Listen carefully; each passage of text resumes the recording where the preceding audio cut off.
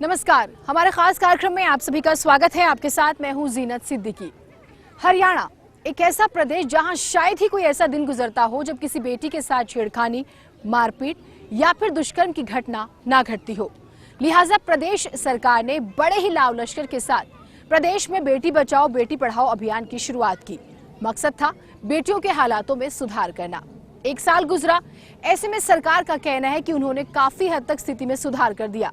सरकार कोई मौका नहीं छोड़ रही अपनी पीठ थपथपाने का, तो विपक्ष जो है वो सरकार को घेरने का कोई मौका नहीं छोड़ रहा। ऐसे में ईटीवी ने सोचा कि क्यों ना इन दोनों के दावों और वादों पर एक रिपोर्ट कार्ड तैयार की जाए। हमारे खास कार्यक्रम में आज हम यही जानेंगे कि बेटियों के हालातों में कितना सुधार हुआ है।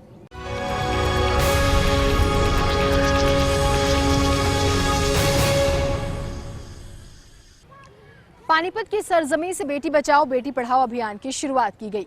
सरकार ने तकरीबन 22,000 रैलियां की और तो और लाखों रुपए के पैम्फलेट्स बांटे गए, रोड शो किए गए। असर भी हुआ। कुछ जिलों की बात की जाए तो ये अनुपात बहुत बेहतर तरीके से बढ़ा है। हम आपको इस रिपोर्ट के जरिए उन जिलों से वाकिफ कराते हैं जहां पर बेटियों की तादाद में इजाफा हुआ है। 22 जनवरी 2015 ये वो तारीख है जब पानीपत की सरजमीन से देश के प्रधानमंत्री नरेंद्र मोदी ने प्रदेश में बेटियों के हालातों को सुधारने और बेटियों की तादाद को बढ़ाने के लिए बेटी बचाओ बेटी पढ़ाओ अभियान की शुरुआत की थी।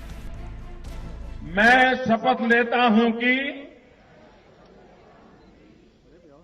मैं लिंग चयन एवं कन्या भ्रूण हत्या का विरोध करूंगा। मैं बेटी के जन्म पर खुश होकर सुरक्षित वातावरण प्रदान करते हुए बेटी को सुशिक्षित करूंगा। मैं प्रधानमंत्री जी का धन्यवाद करना चाहती हूं कि उन्होंने इस मामले को इतनी गंभीरता से लिया है। उन्होंने पिछले साल पद संभालते ही महिलाओं और बच्चों के विकास एवं सुरक्षा के मुद्दे पर हम सबको ध्यान दिलाया और 15 अगस्त को ये ऐलान किया कि हमारी सरकार बेटी बचाओ बेटी पढ़ाओ पर पूरा ध्यान देगी। नए कार्यक्रम बेटी बचाओ बेटी पढ़ाओ, इसका शुभारंभ आप हरियाणा से ही कर रहे हैं। इसके लिए केंद्र सरकार ने राष्ट्रीय स्तर पर माधुरी दीक्षित को ब्रांड एम्बेसडर बनाया, तो हरियाणा सरकार ने परिणीति चोपड़ा को ब्रांड एम्बेसडर बनाया ताकि समाज में बेटियों की मजबूत भागीदारी को जाहिर किया जा सके। मैं एज एन एक्टर अब क्या कर सकती हूँ, तो चाहे वो लोगों से जाकर मिलना है या बात करना है या लड़कियों से मिलना है, एजुकेशन बढ़ाना है, वो सब मैं करना चाहती हूँ। मैं सिर्फ एक ब्रांड एम्बेसडर बन के सिर्फ एक पेपर पे ब्रांड एम्बेसडर नहीं बनना चाहती। कुछ जिलों में इसका असर भी देखने को मिला और प्रदेश के तकरीबन 14 ऐसे जिले हैं जहां बेटियों के आंकड़ों में सुधार हुआ। जनवरी 2015 से दिसंबर 2015 तक के आंकड़ों पर एक नजर। जिला भिवानी प्रति 1000 लड़कों पर जनवरी में 845 लड़कियां थी, जो कि दिसंबर में 912 हो गयी। फरीदाबाद में जनवरी में लड़कियों का आंकड़ा 823, जो कि दिसंबर में 853 हो गया। फतेहाबाद में लड़कियों का आंकड़ा जनवरी में 899, जो कि दिसंबर में 952 हो गया। गुड़गांव में जनवरी में लड़कियों का आंकड़ा 880, जो कि दिसंबर में 946 तक पहुंच गया। हिसार में जनवरी में लड़कियों का आंकड़ा 897 था, जो कि दिसंबर में 901 हो गया। जींद में जनवरी में लड़कियों का आंकड़ा 923 था, जो कि दिसंबर में 940 हो गया। करनाल में ये आंकड़ा 914 था, जो कि दिसंबर में बढ़कर 959 हो गया। कुरुक्षेत्र में ये आंकड़ा 831 था, जो कि दिसंबर में बढ़कर 892 हो गया। महेंद्रगढ़ में ये आंकड़ा 811 था, जो कि दिसंबर में 912 हो गया। पंचकुला में ये आंकड़ा 892 था, जो कि दिसंबर में बढ़कर 961 तक पहुंच गया। तो वहीं रेवाड़ी में ये आंकड़ा 716 था, जो कि दिसंबर में बढ़कर 862 हो गया। सिरसा की बात की जाए तो सिरसा में सबसे ज्यादा वृद्धि हुई। सिरसा में जनवरी में लड़कियों का आंकड़ा 900 था, जो कि दिसंबर में बढ़कर 999 तक पहुंच गया। बात सोनीपत की जाए तो जनवरी में यह आंकड़ा 816 था, जो कि दिसंबर में बढ़कर 942 हो गया। जबकि यमुनानगर की बात की जाए तो ये आंकड़ा 850 था, जो कि दिसंबर में बढ़कर 861 हो गया। कुल मिलाकर देखा जाए तो ये 14 वो जिले हैं जहां पर सरकार की योजना ने काम किया और बेटियों के आंकड़ों में इजाफा हुआ। Bureau report, ETV news. Haryana एक ऐसा प्रदेश जो राज्य नहीं, राष्ट्रीय नहीं, बल्कि अंतर्राष्ट्रीय स्तर पर लड़कियों के हालातों को लेकर कुख्यात है। ऐसा माना जाता है कि आज भी प्रदेश में कुछ ऐसे गांव हैं जहां लड़कियों के लिए अलग ही तरह का कानून चलता है और शायद यही वजह रही कि प्रदेश सरकार ने बड़े पैमाने पर बेटी बचाओ बेटी पढ़ाओ अभियान की शुरुआत की। लेकिन कुछ जिलों में इस अभियान ने दम तोड़ दिया। कुछ ऐसे जिले हैं जहां लिंगानुपात में खासा कमी रही। इसकी दो वजह मानी जाती हैं। पहली तो ये कि सरकार अपनी योजना को घर घर सही तरीके से नहीं पहुंचा पाई और दूसरी ये कि लोग आज भी अपनी सोच को नहीं बदलना चाहते। हरियाणा में साल 2015 में औसतन 5 बेटियां बढ़ी हैं। 2014 में जो संख्या 871 थी वो 876 हो गई। जागरूकता के लिए प्रदेश सरकार ने 22,276 रैलियां, 15,600 प्रभात फेरियां और 1,876 फिल्म शो व PNDT एक्ट के तहत 130 FIR दर्ज की, लेकिन नतीजा खराब ही रहा। हम आपको उन 7 जिलों से रूबरू कराते हैं जहां बेटियों के आंकड़ों में सुधार नहीं हुआ। अंबाला में प्रति 1000 लड़कों पर जनवरी में 984 लड़कियां थी, जो कि दिसंबर में 896 रह गईं। झज्जर में जनवरी में 800 लड़कियां थी, जो कि दिसंबर तक 794 रह गई। कैथल में जनवरी में 877 लड़कियां थी, जो कि दिसंबर तक 837 रह गईं। बाद में बात की जाए तो लड़कियों का आंकड़ा 974 था, जो कि घटकर दिसंबर तक 923 रह गया। पलवल की बात की जाए तो जनवरी में जहां 910 लड़कियां थी, वहीं दिसंबर में ये आंकड़ा 880 का रह गया। बात पानीपत की जाए तो जनवरी में ये आंकड़ा 952 था, जो कि दिसंबर में घटकर 882 रह गया। तो वही बात रोहतक की जाए तो जनवरी में ये आंकड़ा 871 का था, जो कि दिसंबर तक 869 का रह गया। बेटियों के आंकड़ों में इजाफा न होने की एक वजह जहां सरकार की योजनाओं का लोगों तक सही तरीके से नहीं पहुंचना रहा, तो वहीं प्रदेश में आज भी ऐसे लोग हैं, आज भी ऐसा तबका है जिसकी विचारधारा लड़कियों के लिए शायद कभी नहीं बदलेगी। बीजेपी के द्वारा जो ये स्कीम शुरू की गई थी, बेटी पढ़ाओ बेटी बचाओ, ये अभियान बिल्कुल पूर्णतः असफल रहा है। इसमें जो 3% की वृद्धि है वो नाम मात्र की वृद्धि है और ये आंकड़ों को इन्होंने तोड़ मरोड़ के पेश किया है। इन्होंने बेटी बचाओ बेटी पढ़ाओ अभियान से जो शुरू किया था उससे कोई बेनिफिट नहीं हुआ है। हमारे पानीपत में एक केंद्रीय विद्यालय स्कूल था विकासनगर में, उसको इस सरकार ने बंद किया है और उस स्कूल के बंद हो जाने के कारण से वहाँ की बेटियों को, लड़कियों को, विकासनगर NFL की लड़कियों को दूर दराज जाके पढ़ना पड़ता है। ये आंकड़े इसलिए नहीं बढ़ पा रहे हैं क्योंकि डॉक्टरों ने इसका गलत उपयोग किया है। डॉक्टर कहते हैं कि हाँ भाई लड़की है लड़का है, डॉक्टर बता देते हैं। गरीब आदमी ने तो इसका पूरा फायदा मिला ही नहीं। मेरे भाई के 5 लड़की हैं और सरकारी स्कूलों में पढ़ती है, कोई सुविधा नहीं, कोई लेना नहीं, कुछ देना नहीं।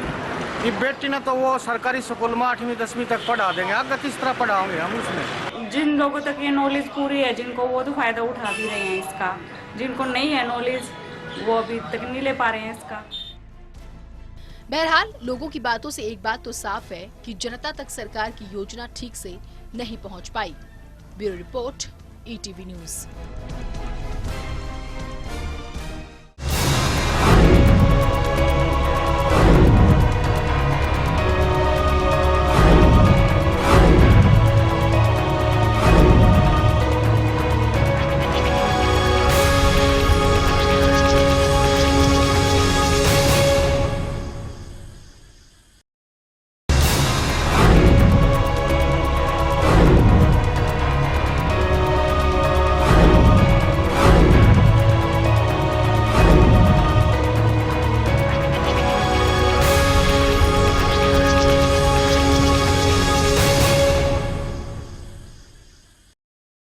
बेटी बचाओ बेटी पढ़ाओ अभियान के जरिए सरकार का दावा है कि उन्होंने बेटियों के हालातों को सुधारा है, साथ ही साथ समाज की सोच को भी काफी हद तक बदला है।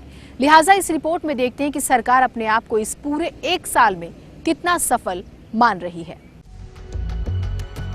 सूबे के मुखिया मनोहर लाल के मुताबिक प्रदेश में बेटियों के हालातों में काफी हद तक सुधार हुआ है और तो और सरकार ने और भी कई ऐसी योजनाओं को शुरू किया है जिससे कि बेटियों को बचाया जा सके और उसके हालातों को सुधारा जाए।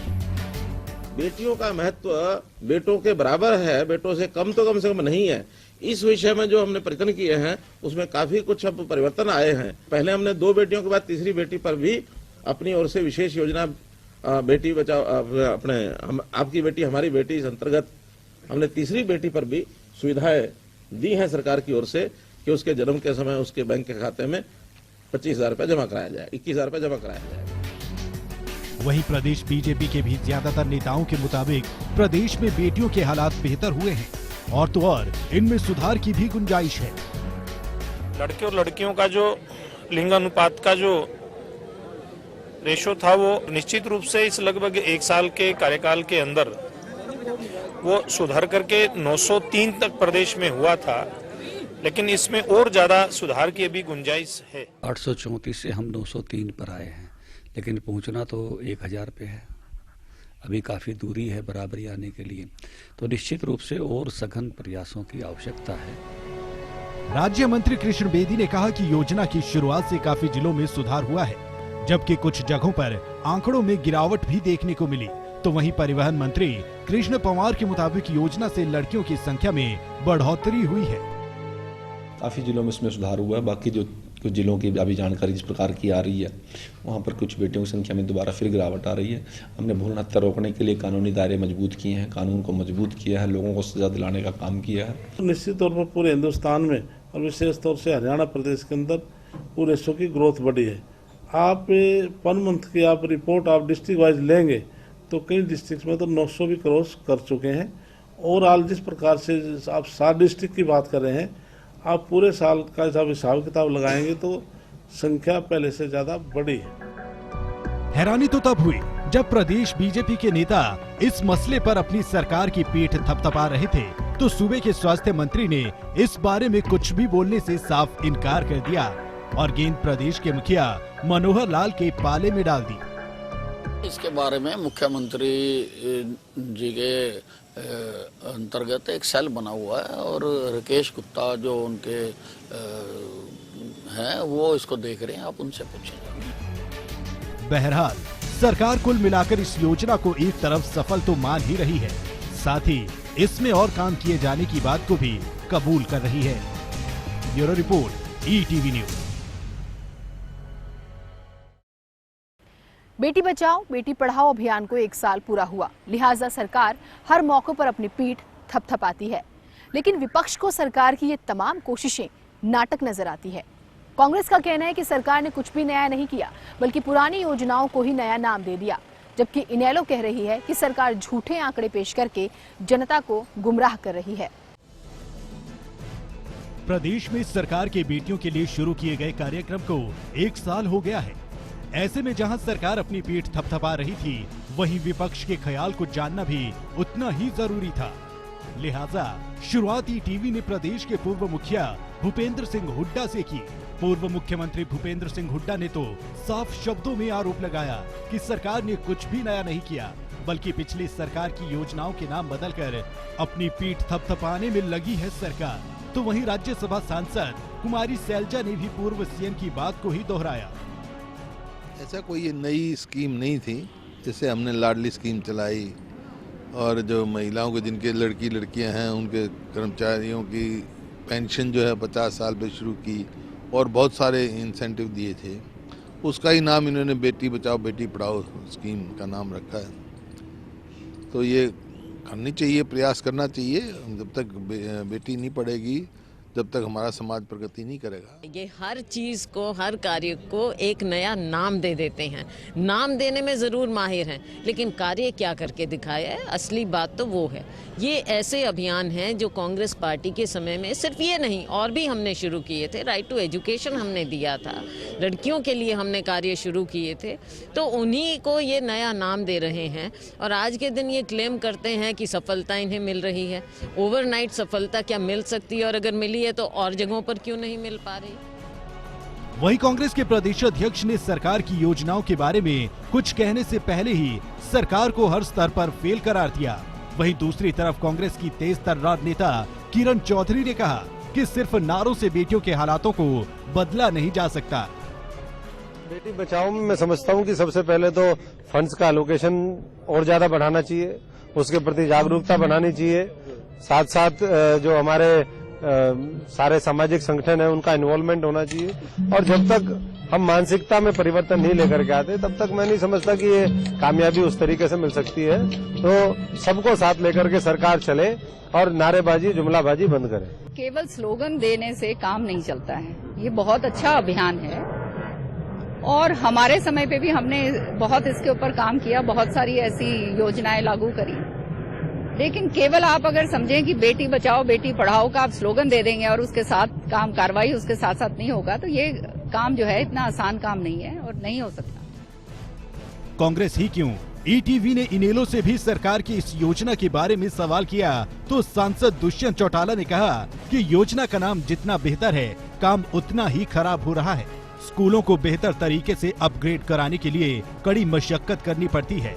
इतना ही नहीं, दुष्यंत ने तो कांग्रेस को अल्ट्रासाउंड मशीनें लाने के लिए जिम्मेदार ठहराया। तो वहीं इनेलो के वरिष्ठ नेता आरएस चौधरी ने सरकार पर आरोप लगाया कि सरकार झूठे आंकड़े पेश करके वाहवाही लूटने का काम कर रही है।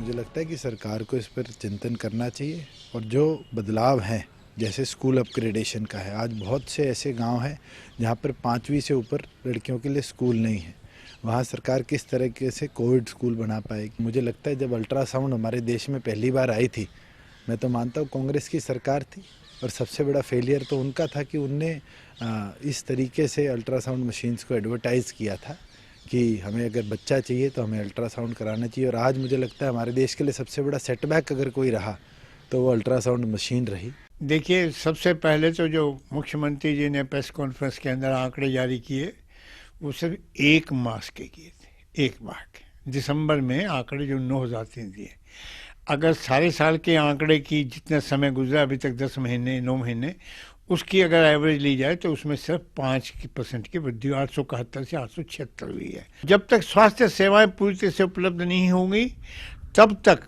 ये बेटी बचाओ बेटी पढ़ाओ का अभियान है, ये मात्र एक ढकोसला बन करके रह गया है। कुल मिलाकर कांग्रेस ने जहां सरकार पर कांग्रेस की ही योजनाओं को नाम बदलकर कॉपी करने का आरोप लगाया, वहीं इनेलो ने सरकार को पूरी तरह से फेल करार दिया। Bureau report, ETV news. सरकार आंकड़ों के जरिए ये बताने की कोशिश कर रही है कि 2015 में लिंगानुपात में सुधार हुआ है, लेकिन हम आपको जनवरी 2015 से लेकर दिसंबर 2015 तक के वो आंकड़े दिखाएंगे जो सरकार ने ही सार्वजनिक किए हैं और इन्हें देखने के बाद आप सरकार के दावों और हकीकत के बीच के फर्क को खुद ही समझ जाएंगे।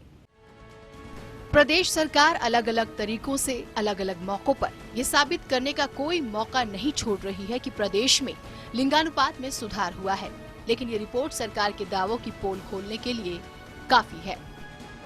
हम आपको जनवरी 2015 से लेकर दिसंबर 2015 तक के उन आंकड़ों से रूबरू कराते हैं जो सरकार ने ही जारी किए हैं और ये आंकड़े सरकार के दावों की हकीकत से रूबरू कराते हैं। जनवरी महीने में प्रति 1000 लड़कों पर यह आंकड़ा 880 का था, फरवरी में 877, मार्च में 880, अप्रैल में 877, मई में 876, जून में 869। जबकि जुलाई का जिक्र किया जाए तो ये वो महीना है जिस महीने में सबसे ज्यादा लिंगानुपात में कमी आई।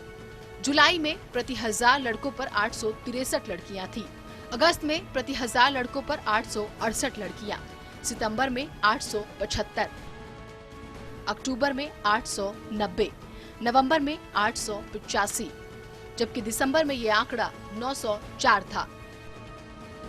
खास बात यह है कि सरकार दिसंबर के आंकड़ों को दिखाकर जनता के बीच में अपनी पीठ थपथपा रही है और आंकड़ों की बाजीगरी दिखाते हुए सरकार जनता को गुमराह करने की कोशिश कर रही है। Bureau report, ETV news. एक तरफ जहां सरकार लाखों रुपए खर्च करके बेटियों की तादाद को बढ़ाने की बात कर रही है, तो आज भी समाज में कुछ ऐसे लोग हैं जो मदद के लिए सरकार का मुंह नहीं ताकते, बल्कि अपनी कोशिशों से मिसाल कायम कर देते हैं। आज मैं आपको कुरुक्षेत्र के एक ऐसे ही गांव की एक खास रिपोर्ट दिखाते हैं।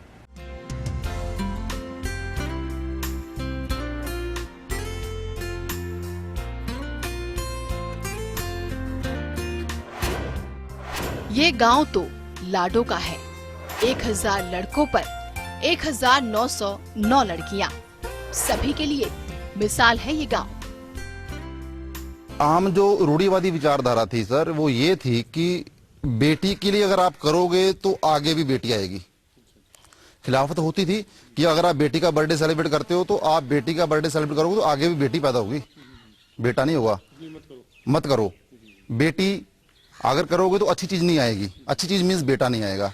तो हमने वो खिलाफत सही है, आज भी है, कम है, बहुत कम है, लेकिन हम अपने मिशन में कामयाब हुए हैं। जी हाँ, गांव के लोगों की सोच को बदलने के लिए दिलबाग सिंह ने साल 2002 से एक अनोखी मुहिम चलाई। साल 2001 की जनगणना के दौरान प्रति 1000 लड़कों पर गांव में 840 लड़कियां हुआ करती थी, लेकिन दिलबाग सिंह ने लोगों के घरों में जाकर उन्हें जागरूक किया। आशा वर्कर साथ ही महिला सरपंच की मदद से लोगों को जागरूक किया और नतीजा ये हुआ कि प्रति 1000 लड़कों पर 1909 लड़कियां। हमने 2002 से लगातार ये काम शुरू किया और 2002 से बाद अब तक बदस्तूर ये काम जारी है। हमने चाहे वो कैंपेनिंग स्कूल में जाकर की हो, चाहे घर में जाकर की हो, चाहे माँ बाप को अवेयर किया हो कि बेटी भी बेटे के बराबर है, हमने ये सारे काम किए। हमने उन लोगों को एक मंच पर लाने की कोशिश की जिनकी विचारधारा ये थी कि बेटी और बेटा एक हैं, और हम अपने इस मिशन में कामयाब हुए। स्थानीय लोगों का मानना है कि दिलबाग सिंह की कोशिश की वजह से ही गांव के लिंगानुपात में सुधार हुआ और अब सरकार को चाहिए कि वो हमारे गांव की आर्थिक मदद करे।